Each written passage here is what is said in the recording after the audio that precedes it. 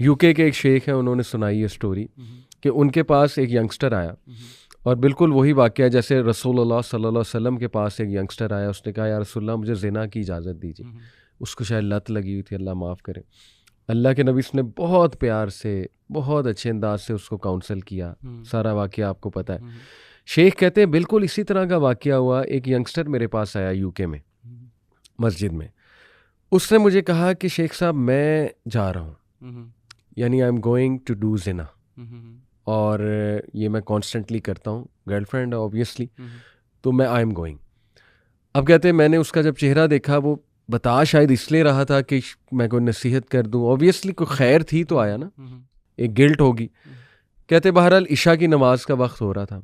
मैंने उससे कहा अच्छा तुम ऐसा करो, फ़िलहाल नमाज पढ़ो हमारे साथ। उसने कहा अच्छा चलें ठीक है। कहते सलाम जब फेरा उसने तो ज़ोरों के तार रोने लगा, आउट ऑफ नोवेयर। और वो मेरे पास आया और उसने कहा कि शेख साहब मैं ये गुनाह छोड़ना चाहता हूँ, and I am going to leave it, और मैं नहीं जा रहा। दिस इज़ द आंसर कि क्या मिलेगा। यू नेवर नो वो नमाज लाइफ चेंजिंग हो जाए, यू नेवर नो वो सजदा अल्लाह को पसंद आ जाए, यू नेवर नो कि उस नमाज में दिल से क्या आह निकल जाए, क्या बात निकल जाए, यू नेवर नो अल्लाह ताला रहमत की निगाह डाल दे आप पे।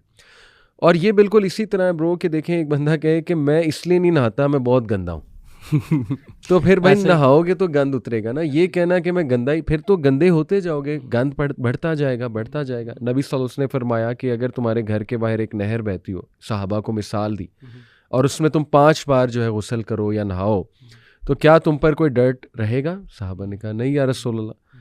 तो अल्लाह के नबी सल्लल्लाहु अलैहि वसल्लम ने कहा यही मामला नमाज़ों का है, गुनाह माफ़ होते हैं, डीमोटिवेशन आपकी ख़त्म होती है, आप वज़ू करते हैं, आप में एक एनर्जी आती है, आपके लिटरली इर्द गिर्द एक फील्ड क्रिएट होती है, सो मैनी बेनिफिट्स। तो इसका तो आंसर देखें ये है।